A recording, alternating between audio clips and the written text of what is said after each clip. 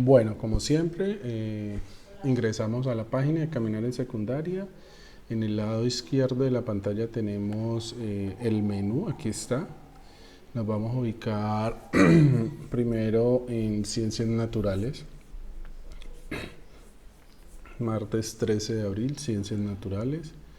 La página nos muestra que el día de hoy continuamos con la misma pregunta del desarrollo de nuestro PPP, de qué están hechas las cosas de nuestra región. Y poco a poco, ustedes se han dado cuenta que estas preguntas tienen una razón de ser. Para los que han venido trabajando conmigo, ya sea desde los talleres físicos o desde las clases virtuales, ustedes se van a dar cuenta que estas preguntas son unas pautas muy importantes para la pista del desarrollo de nuestro PPP, que en este momento, si ustedes lo recuerdan, estamos parados en la idea. Estamos trabajando en las ideas y aprovechando antes de iniciar la clase de lleno, bueno, primero que todo, felicitar a la iniciativa del compañero Nicolás. El otro día pues tuvo problemas de conexión, pero felicitar la iniciativa de Nicolás en cuanto a crear el grupo de desarrollo del proyecto pedagógico productivo. Por ahí yo escucho y leo todas las ideas que ustedes están proponiendo y me llama mucho la atención porque ustedes mismos están haciendo el análisis de los pro, o sea, las cosas que están a favor, y de los contra, o sea, de las cosas que no les facilita llevar a cabo la idea. He visto dos ideas y esas dos ideas me llaman mucho la atención porque están dirigidas a el trabajo social y me gusta mucho. Me gusta muchísimo que mi grupo de este año 2021 esté dirigido a trabajar y fundamentarse en la parte social, que es muy importante, demasiado importante, diría yo. Pero sí voy a hacer un llamado de atención y lo voy a hacer general. Ayer me colocaron una queja y quiero que ese grupo solamente sea de trabajo. Ese grupo solamente sea de trabajo, no de coger los números personales de los compañeros y empezarles a escribir y empezarles a azarar la vida, porque ese no es el objetivo. Y si eso nos da para esas situaciones, entonces yo le digo a Nicolás que cancele ese grupo y tener que seguir trabajando con niños, porque parece que estuviera trabajando con niños y no con jóvenes. No con jóvenes. Ahora te doy la palabra. Entonces, esas situaciones no me gustan. O sea, ustedes no me ven a mí chanceándome con ustedes, ni mandándoles mensajitos de ningún tipo a nadie. En la mañana, a las 7 de la mañana en el grupo, escribo un saludo recordándoles el trabajo que vamos a hacer cada día. O soy mentiroso, ¿cierto que no? Todos los días a las 7 de la mañana les escribo: buenos días, estimados estudiantes, el día de hoy vamos a trabajar tales asignaturas. Iniciamos con el trabajo propio. ¿Cuál es el trabajo propio? El trabajo de ustedes de ingresar aquí a la página y leer. Por eso yo no inicio la clase a las 7 en punto de la mañana, porque les doy el lapso de leer. Y también les doy el lapso porque a veces hay compañeros que entre las 7, 8 y media, 9 de la mañana me hacen preguntas. Entonces yo los atiendo. Pero ya a las 9 en punto estoy enviando el enlace, porque no puedo tampoco dejar que me coja mucho la tarde para dar la orientación. Entonces, esa es la idea. Estar enfocados en nuestro trabajo y no estar azarando a las compañeritas ni a los compañeritos tomando los teléfonos para estar saludando y haciéndome pasar por otra persona. La persona a la que yo le estoy llamando la atención está en este grupo en este momento, está dentro de los 6 que están aquí presentes en este momento, y él sabe, porque es un hombre, que lo que está haciendo no está bien. O sea, ponerse a escribirle a las compañeritas y a ponerlas no. Entonces vamos a controlarnos. Yo sé que ustedes están muy emocionados. Dentro de muy poco ya nos vamos a volver a ver físicamente. No todos juntos, por tandas. Dios permita que todo esto mejore. Pero los grupos de WhatsApp que nosotros estamos trabajando son para cosas serias. ¿Está claro? Sí, pero profe, ¿le puedo decir algo? Dígame, Juan José. Yo como, yo como en 3 o 4 días, no sé cuándo fue que crearon el grupo, fue cuando crearon el grupo de proyecto pedagógico productivo. Yo apenas entré y pero yo no escribí nada porque apenas entré, entonces por ahora no estoy escribiendo nada en ese grupo. ¿Qué, profe? Bueno, el objetivo del grupo, de acuerdo a lo que me expresó Nicolás, es que ustedes por ahí puedan lanzar ideas. Por más locas que sean, por más idealistas que sean, por más lanzar las ideas. Miren el ejercicio tan bacano que hicieron ustedes mismos ayer. Yo nada más veía, no me intrometo, nada más escucho los audios y voy tomando mis apuntes porque yo hago análisis. Entonces lanzaron una primera idea y después de eso inmediatamente los compañeros empezaron a hablar y los mismos compañeros aportaban ideas, pero también decían, bueno, pero tenemos este problema, tenemos este inconveniente. Ese es el análisis que voy a revisar la próxima clase en la tarea que dejé el PPP el jueves. Eso que ustedes están haciendo por el grupo lo voy a revisar en esa tarea de las 5 ideas. Entonces, ¿cuál es el objetivo de ese grupo y para qué lo creó Nicolás?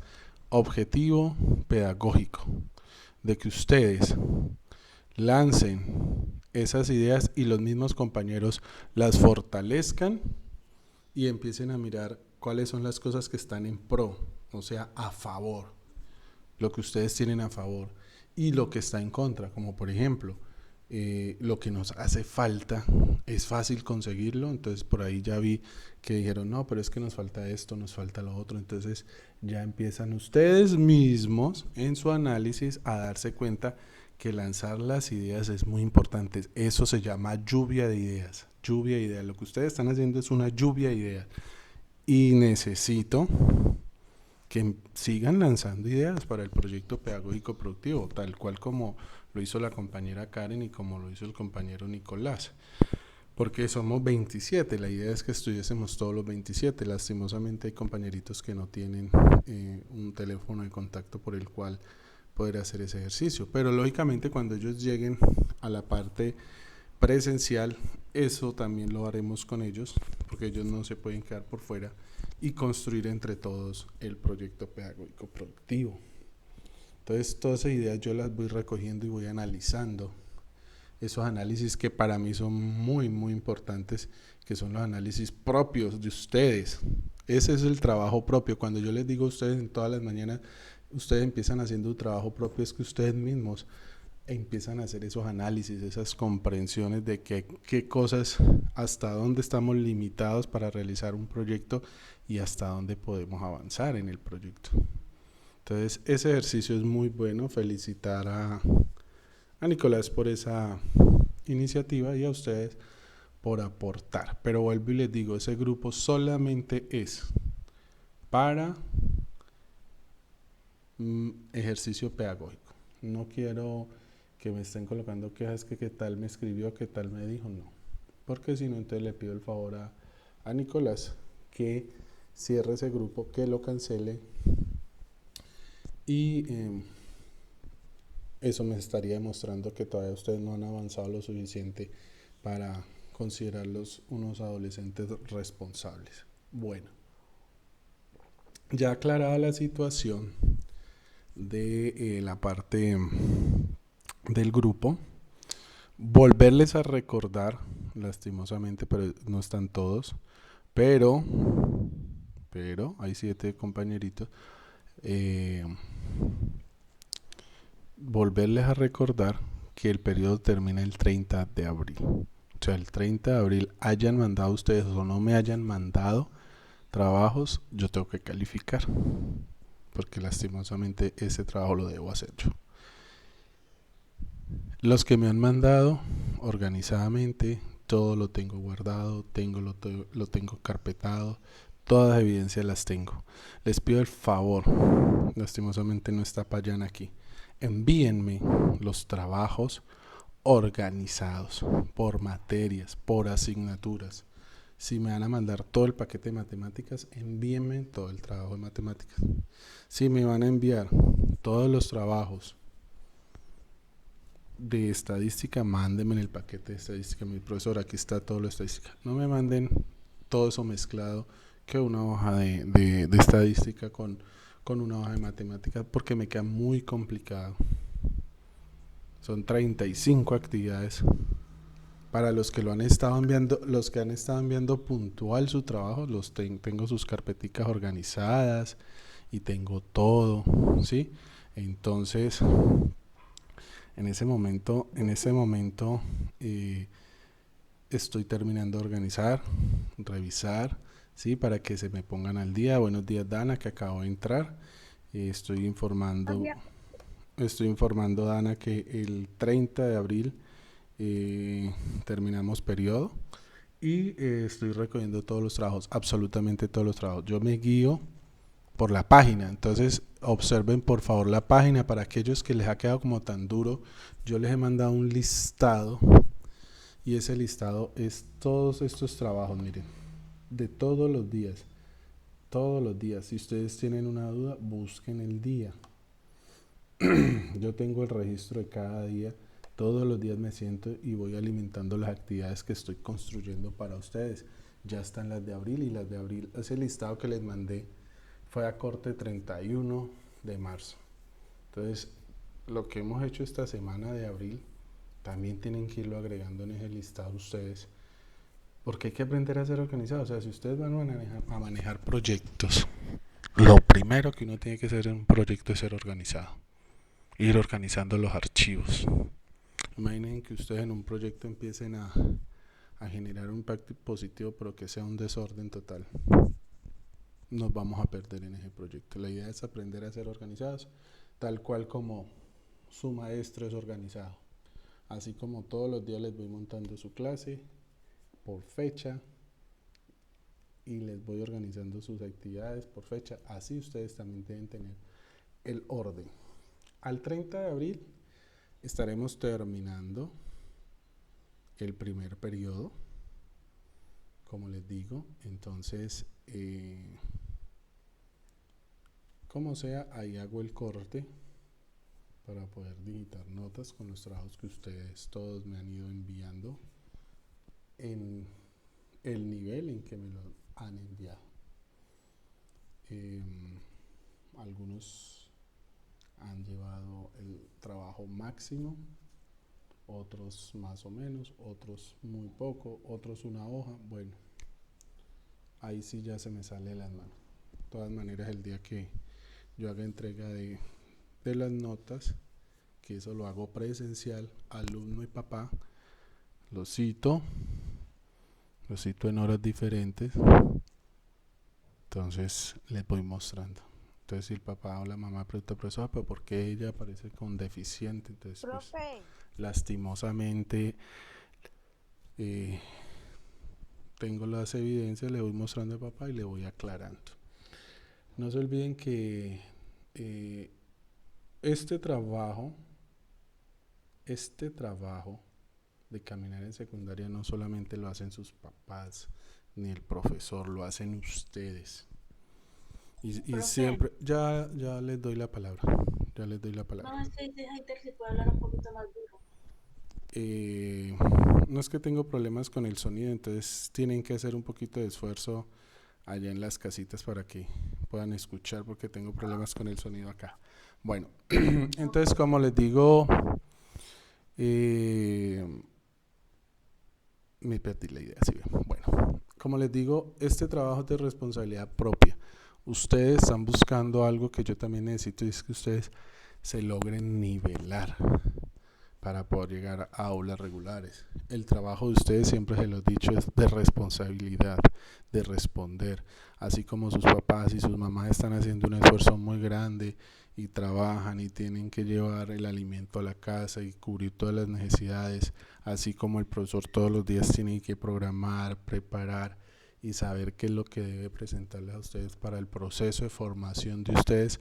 Ustedes solamente tienen la responsabilidad de sentarse, trabajar, ya sea con una guía que el profesor les mande físico, o los que puedan entrar a la página por internet, trabajar, que ahí está todo. De hecho, todos los videos de esta clase, incluido esta clase, se graban y se montan. Entonces, para que ustedes puedan repetir la clase y puedan aclarar sus dudas cuantas veces sea necesario. Eso es una de las ventajas. Entonces, ¿qué ocurre? Si ustedes no colocan su granito de arena en ese engranaje que llama caminar en secundaria, entonces estamos fallando. Y si al final de caminar en secundaria no puedo ver que ustedes han logrado el nivel que yo necesito, yo no puedo decir ya van para el aula regular. Eso es algo que ustedes tienen que pensar. Entonces, y también a veces algunos me dicen, uy, pero ¿por qué tanto trabajo, profesor? Es que recuerden que ustedes están haciendo 2 años en uno, y eso lo expliqué yo al inicio cuando hice la reunión de padres de familia. Entonces están haciendo sexto y séptimo, y la obligación mía y la responsabilidad mía es lograrlos nivelar para que los que pasen a octavo, o a séptimo, dependiendo del nivel de desarrollo, estén listos para afectar un aula regular. Los que van a pasar conmigo a caminar 2 de este grupo, los tengo que dejar listos ya sea para noveno o para décimo, y que sean capaces de responder. Acá ustedes solamente tienen a su guía, director de grupo, o sea que soy yo, y 3 profesores que me están apoyando este año. Allá ustedes van a tener casi 14, 15 profesores, cada uno por separado. Eso ustedes tienen que aprenderlo a manejar, y a todos los 15 le tienen que aprender a responder. Entonces, ojo con eso. Yo lo que estoy haciendo es prepararlos. Pero ustedes son los que hacen su trabajo propio. Entonces, pilas con eso. Entonces, ya dándoles estas informaciones que todos los días se los doy, voy a darle inicio a la clase de ciencias naturales. El átomo dice: ¿de qué están hechas las cosas de nuestra región? Pregunta importante, pregunta clave de nuestro proyecto pedagógico productivo. Y por allá en algún momento alguien me dio la respuesta de por qué era necesario saber de qué están hechas las cosas de nuestra región. Y la clase pasada hablábamos ya de las sustancias puras, ¿cierto? Y de los elementos. Y hablábamos de que los elementos están compuestos de una partícula básica que se denomina átomo. El átomo. Dando así inicio la semana pasada a lo que dentro de las ciencias naturales se llama química, ¿sí?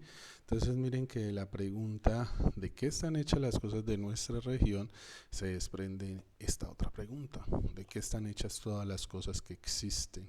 Que ya es una pregunta mucho más grande, ¿cierto? Y eso hace parte de la química.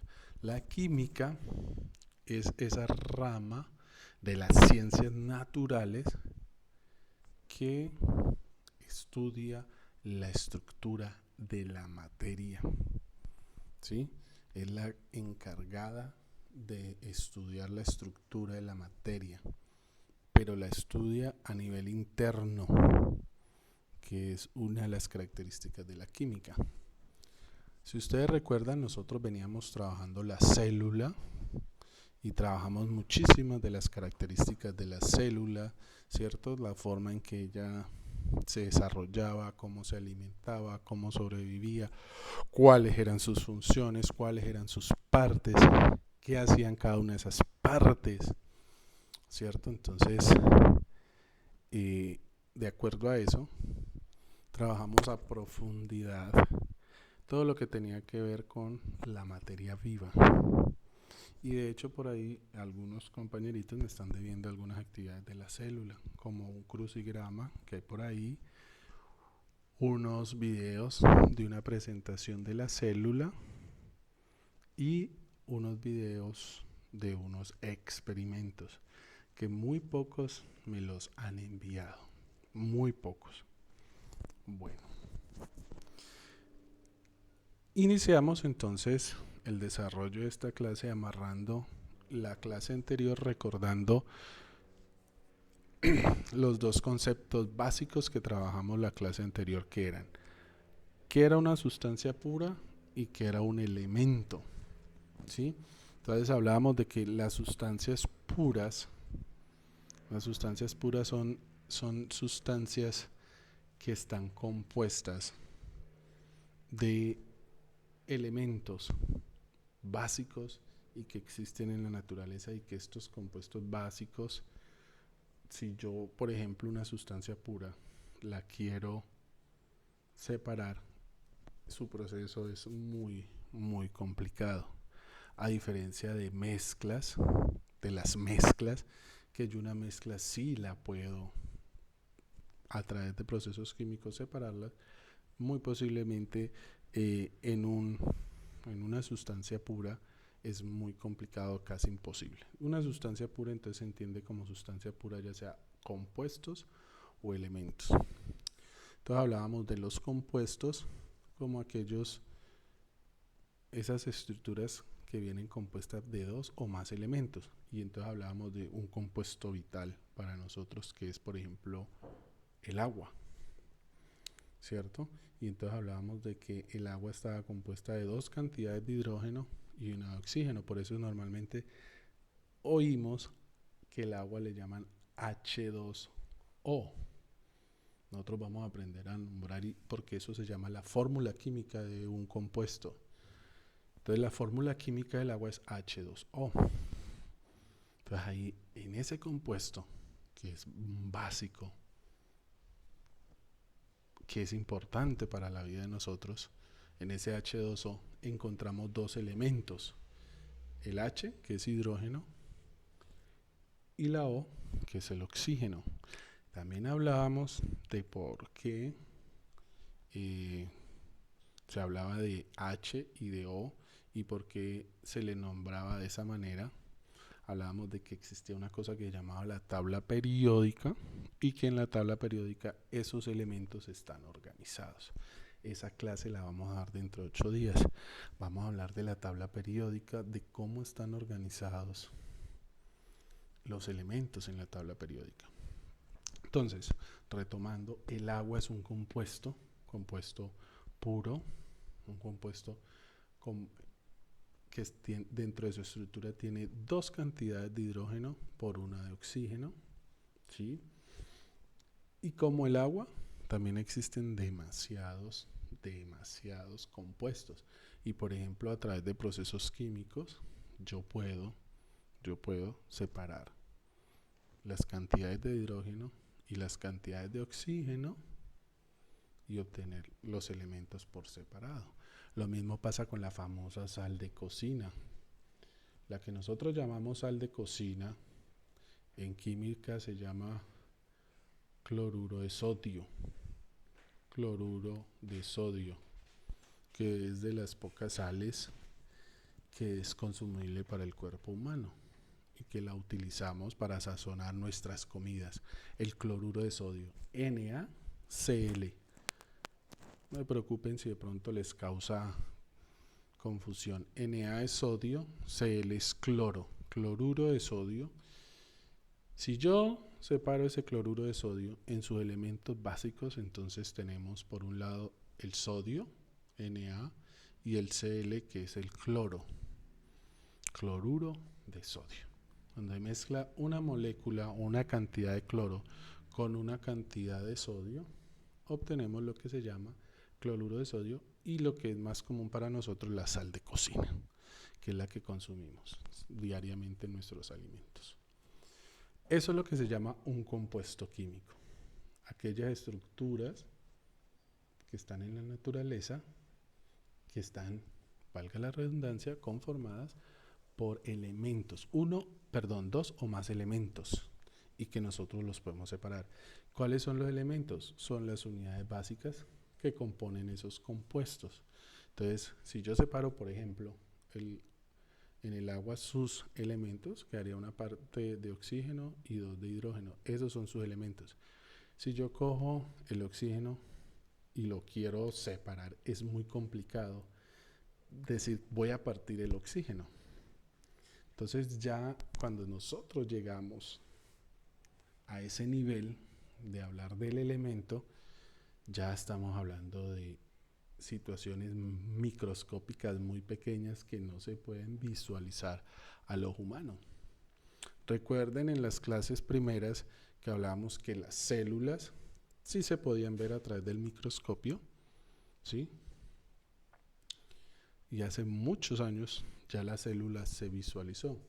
Al día de hoy, los elementos en su parte más pequeña, que es el átomo, que es lo que vamos a trabajar hoy, porque los elementos están compuestos de átomos. El átomo, que ya es una parte más pequeña todavía que la célula en la materia viva.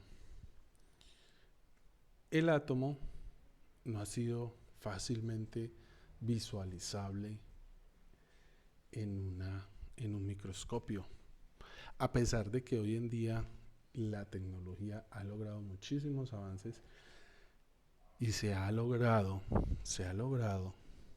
teorizar demasiado en todo lo que tiene que ver con la parte molecular y atómica. Hemos llegado a los niveles cuánticos de esas partículas muy pequeñas que conforman la materia. Es muy complicado decir que a través de un microscopio se pueda ver un átomo, casi que imposible, pero pues con todos los avances es muy posible que en algún momento dado se pueda lograr situaciones interesantes. Entonces, el átomo ya es la partícula más pequeña que puede existir, que compone la materia. Pero ojo, el átomo no solamente compone la materia viva, sino que también compone lo que nosotros llamamos la materia inerte. O sea, todo aquello que no tiene vida también está compuesto de átomos. Entonces, si nosotros cogemos una piedra, esa piedra está compuesta de átomos como tal. ¿Cuál es la diferencia entre, por ejemplo, una piedra y una planta? Los dos están compuestos de átomos, con la pequeña diferencia de que la planta también tiene, después de los átomos, composiciones celulares. La piedra no tiene célula. Entonces, la piedra está compuesta de átomos y después está compuesta de algo que nosotros vamos a conocer más adelante como moléculas. Y esas moléculas es la que conforman la estructura de la piedra como tal. Si una piedra tuviera células, entonces la piedra sería un ser vivo en un momento dado, pero pues eso no va a ocurrir. Entonces, el día de hoy nos vamos a centrar en esa definición de átomo como esa unidad básica. Ubiquémonos en nuestra pantalla, ¿cierto? Para los que ya leyeron, dice el átomo es esa unidad básica de la materia que compone los elementos químicos y tienen las propiedades de ese elemento químico, ¿sí? El átomo es el componente fundamental de la materia, de toda la materia, ya sea viviente o inerte. Todo lo que existe en el universo físico conocido está hecho de átomos, lo que está conocido. Todo el universo, estrellas, galaxias, planetas y demás cuerpos celestes también están hechos de átomos. Por lo tanto, todo lo que hay en esta Tierra está compuesto de átomos. Los átomos, cuando se agrupan, forman moléculas. Y las moléculas constituyen todos los materiales que conocemos, con sus características físicas y químicas tal cual nosotros las observamos. O sea que una unión de átomos forma moléculas. y esas moléculas es lo que da la estructura a la materia. La química se encarga de eso, de estudiar la estructura interna de la materia. Por eso ya estamos en química. No significa que nos salimos de las ciencias naturales, no. Estamos en ciencias naturales, sino que como ya le dedicamos buena parte, muy buena parte, a trabajar la materia viva en su unidad básica, que era la célula, ahora vamos a trabajar el átomo, que es la unidad más pequeña que conforma toda la materia que existe. Miremos cuáles son las características de los átomos. Y aquí quiero hacer una aclaración. El desarrollo de lo que nosotros vamos a llamar la teoría atómica o la teoría molecular ha tenido muchos avances desde hace 2 siglos, desde los años 1800 y pico hacia acá, por la percepción que han tenido los científicos de esa época a la fecha y los avances tecnológicos que le han permitido al ser humano tener conocimiento más sobre el átomo, ¿sí? Entonces, lo que nosotros vamos a estudiar aquí es lo básico, lo que se llama la teoría atómica clásica, o sea, las bases, cómo inició toda esta historia del estudio del átomo, cómo inició. Y hay muchos exponentes, muchos científicos que trabajaron sobre eso. Pero, más adelante, cuando ustedes estén en 10º y en 11, que es lo más interesante, van a tener la oportunidad de conocer teorías mucho más nuevas, ¿sí? Algo que se llama ya las teorías cuánticas, donde ustedes ya se dan cuenta que el ser humano en su inteligencia, esa inteligencia tan linda que Dios nos ha dado, ha logrado llegar a despedazar, digámoslo así, el átomo. Algo que se pensaba que no tenía partículas más pequeñas, con el pasar de los siglos y el estudio y los avances tecnológicos, el ser humano dio cuenta que el átomo tenía partículas más pequeñas a las inicialmente planteadas, las que yo voy a hablar aquí. Entonces se dieron cuenta que, por ejemplo, estas partículas que vamos a llamar protones estaban compuestas de otras partículas más pequeñas. Esto que llamamos electrones estaban compuestas de otras partículas más pequeñas, y lo mismo los neutrones. Entonces, imagínense hasta dónde hemos llegado en el avance del estudio de la química atómica. Un estudio interesantísimo.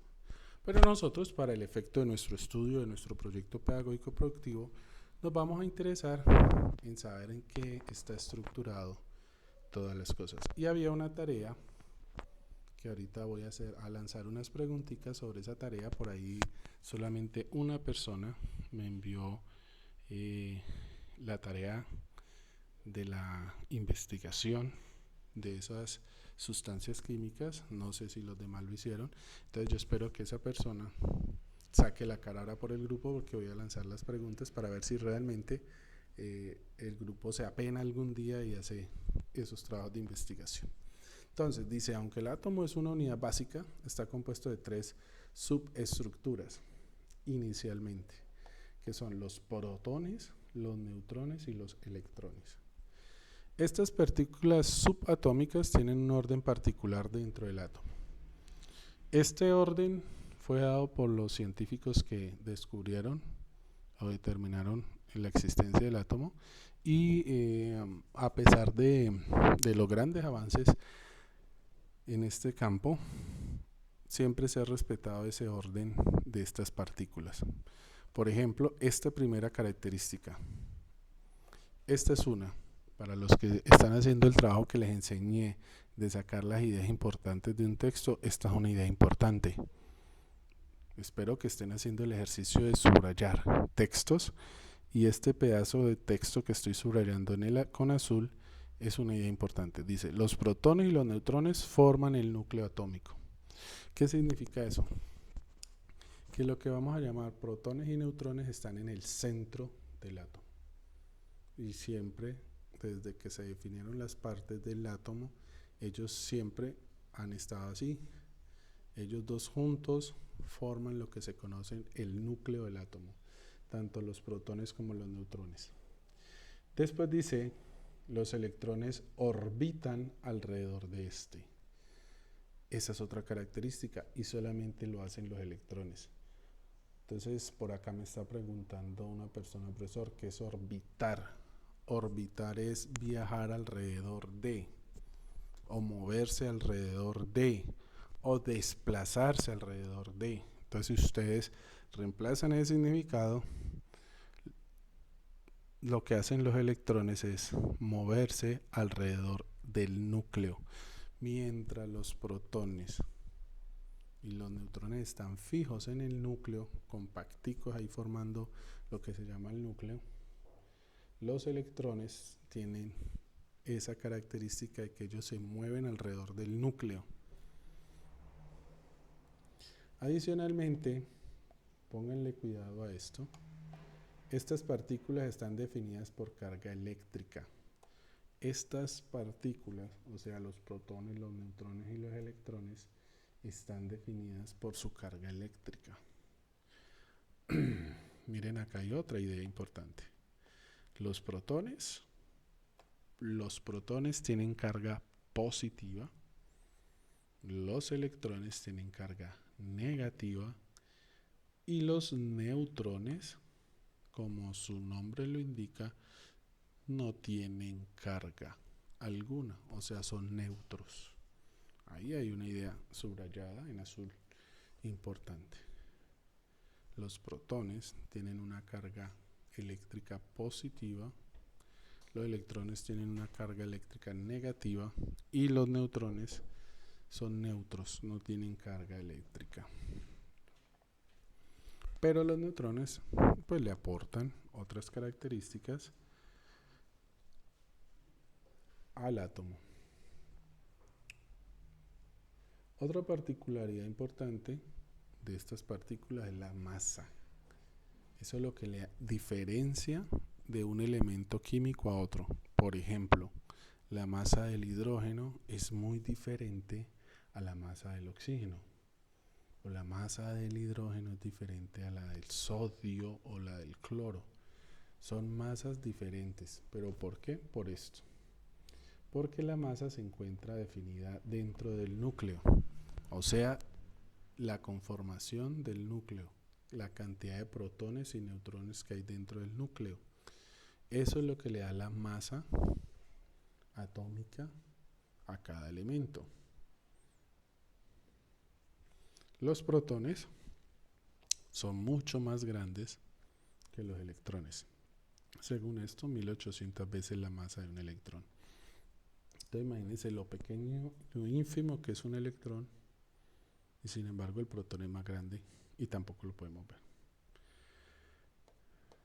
Los electrones orbitan, o sea, se mueven alrededor del núcleo, ya lo habíamos dicho, ¿sí?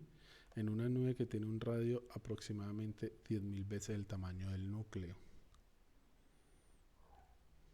El número de protones y electrones define a cada uno de los elementos de la tabla periódica.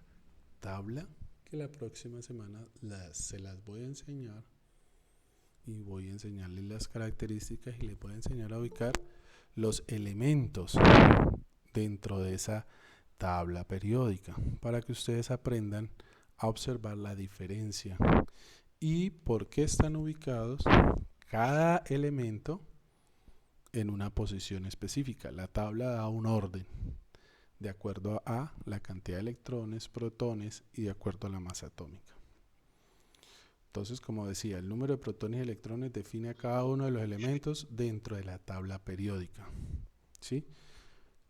La cantidad de electrones y de protones es la misma dentro de un elemento o un átomo determinado, lo cual hace que la carga sea neutra, o sea, hay un equilibrio.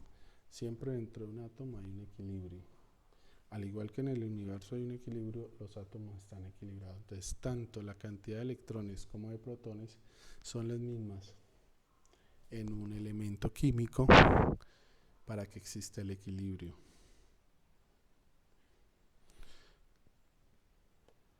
Miren lo que dice aquí, es una idea importante. Si se agrega un protón adicional a un átomo, se crea un nuevo elemento. Y si agregamos un neutrón, creamos algo que se llama un isótopo. Eso lo vamos a ver en próximas clases. ¿Sí? ¿Qué es un isótopo? Es un átomo del mismo elemento, pero con más masa. Eso lo vamos a ver más adelante para que ustedes lo puedan profundizar. Hoy estamos hablando del átomo, para los compañeros que acabaron de ingresar. Estamos hablando de la característica del átomo como la partícula más pequeñita que conforma toda la materia y que está compuesta por tres elementos subatómicos que son los electrones, los protones y los neutrones. Otra idea, miren cómo he ido yo sacando las ideas. Los electrones tienen carga negativa, los protones tienen carga positiva, los neutrones tienen carga neutra. Tanto los neutrones como los protones juntos forman lo que se llama el núcleo del átomo. Otra idea, los electrones giran alrededor del núcleo del átomo. Miren cómo uno, sin necesidad de copiar todo, va sacando las ideas más importantes. ¿Sí ven por qué es importantísimo que ustedes vayan subrayando esas ideas importantes y sacarlas? Porque yo no tengo necesidad de leer un montón de cosas para definir lo que yo necesito aprender. Bueno, el átomo de hidrógeno es la excepción, ya que no contiene neutrones, solo está formado de un protón y un electrón. Es el único, de resto todos los demás, los 110 elementos de la tabla periódica, a excepción del hidrógeno, todos tienen su núcleo. Detalles de la estructura del átomo. El progreso tecnológico llevó al descubrimiento de nuevas partículas subatómicas, lo que yo les decía a ustedes, aparte de las tres básicas, o sea, electrones, neutrones y protones. Dentro de ese avance tecnológico hemos encontrado que la estructura del átomo tiene otras partículas mucho más pequeñas, que son los quarks o cuarzos, los leptones y los bosones. Eso ya es una química atómica mucho más avanzada, pero no está de más que ustedes aprendan y sepan que ya hoy en día hablar de que un átomo solamente está compuesto de estos tres elementos básicos sería una clase atrasada de química, sabiendo que eso fue lo que se definió hace ya 2 siglos cuando los primeros científicos definieron la estructura del átomo. Sin embargo, estas tres partículas son básicas, siguen existiendo, no han desaparecido, pero ya hoy en día hablamos también de elementos mucho más pequeños que componen tanto a esas tres partículas que son los quarks, los leptones y los bosones. Miren aquí un modelo, no les voy a decir qué modelo es, porque ustedes más adelante lo van a investigar. Este es uno de los modelos iniciales de cómo el hombre o los científicos pues, de esa época definieron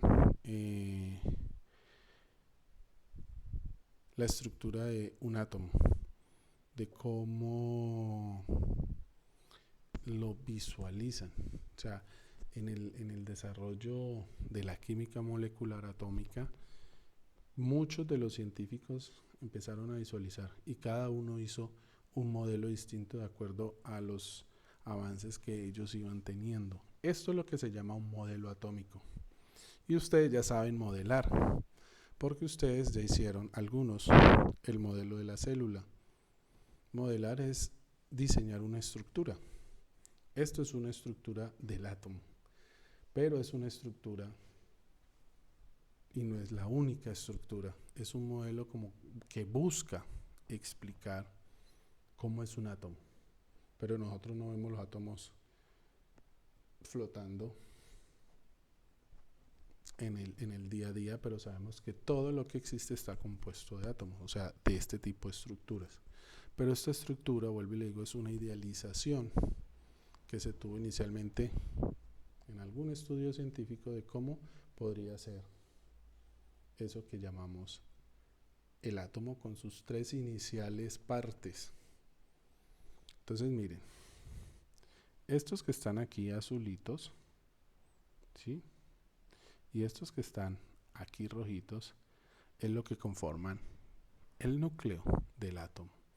Y si ustedes observan, los núcleos siempre están en el centro. Lo mismo pasaba con la célula, el núcleo estaba en el centro. Aquí también, miren, el núcleo está en el centro. Entonces los rojitos son los protones, o sea, los que tienen la carga positiva. Los azulitos son los neutrones, los que tienen la carga neutra. Y estos señores negritos, pequeñitos, si lo ven que son muy pequeñitos, y la teoría nos decía ahora que siempre un protón era mucho más grande que un electrón. Estos negritos son los electrones y son los que giran. Estas líneas que aparecen ahí son líneas de modelación, o sea, son como los caminos que siguen los electrones para moverse. No necesariamente tienen que ser eso, sino que le están diciendo al que lo está visualizando de que los electrones en la vida real tendrían dentro de ese modelo ese movimiento. A estas líneas imaginarias se les llama órbitas, o sea, por donde orbitan los electrones. Y ya sabemos qué significa orbitar, o sea, moverse a través de, desplazarse a través de. Entonces, los electrones se desplazan a través de estos caminos, que son caminos, digámoslo así, como de energía, donde ellos se mueven continuamente. Estos señores nunca están quietos. Estos señores siempre están en un movimiento supremamente rápido. Los que están quietos son los que están aquí en el centro, en el núcleo, o sea, los protones y los neutrones. Pero como les digo, esto es solamente un modelo para que el ser humano pueda intentar entender lo que puede llegar a ser un átomo. En este caso, este señor está representando el átomo de carbón. Más adelante nos vamos a dar cuenta por qué. Entonces aquí está la definición del núcleo del átomo. Está la definición de los protones y de los neutrones y de los electrones.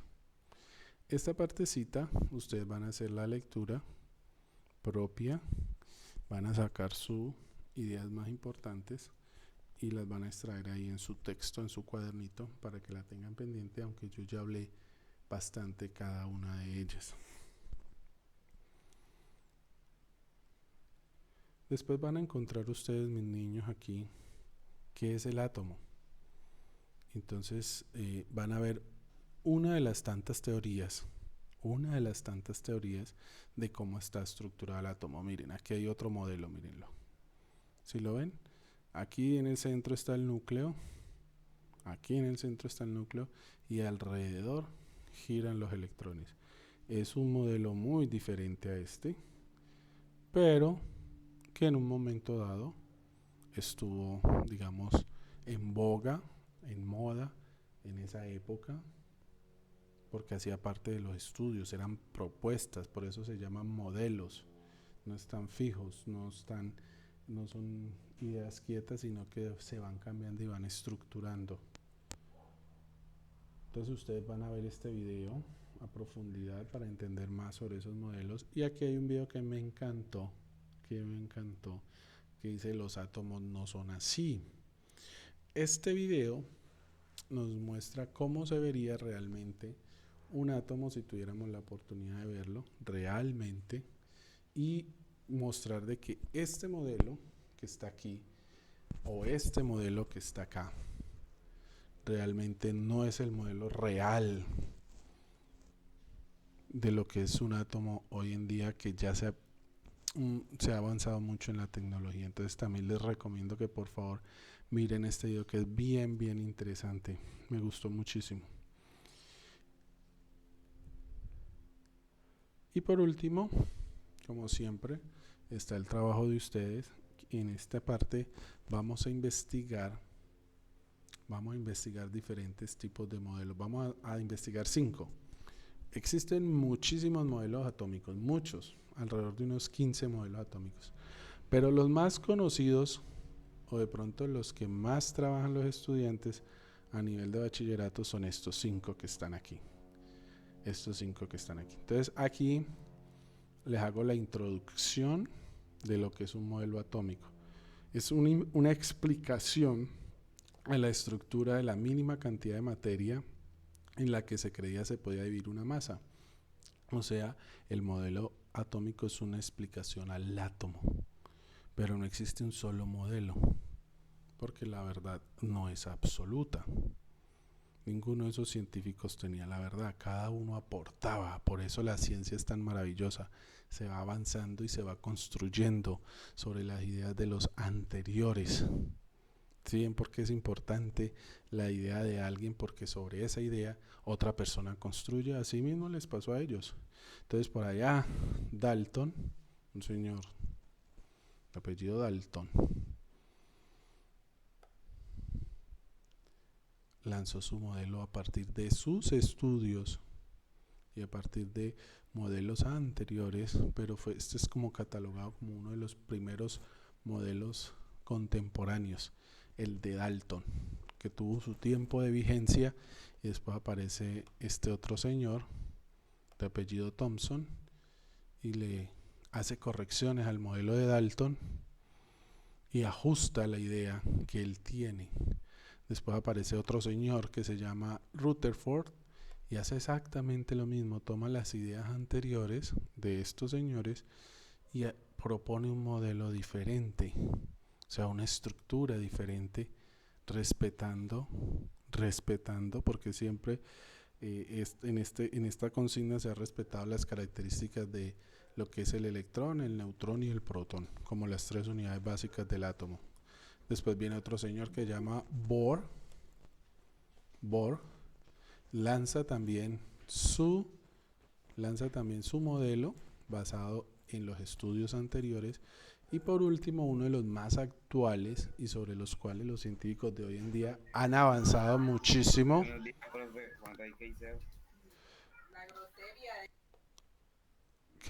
Han avanzado muchísimo es sobre este modelo, el modelo de Schrödinger, que es no es digamos que es el primero de la edad moderna, digámoslo así, sobre la cual los científicos actuales han trabajado y sobre los cuales se han postulado ya las nuevas formas del átomo, que es donde ustedes van a encontrar en el video, en este, aquí, esa estructura bien interesante. Entonces, ¿cuál es el ejercicio que ustedes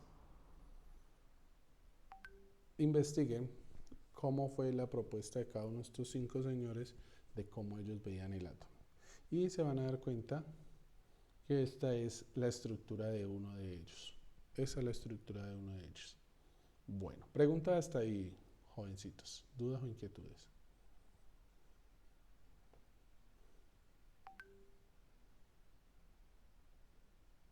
Profe, Dime.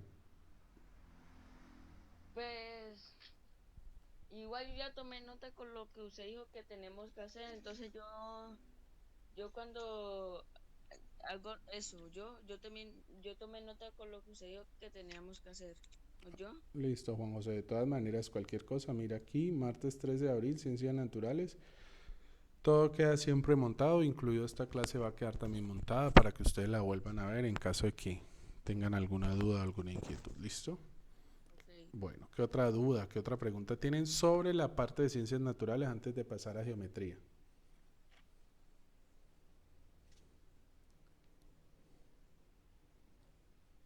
Para los demás compañeros, para los 9 compañeritos que nos están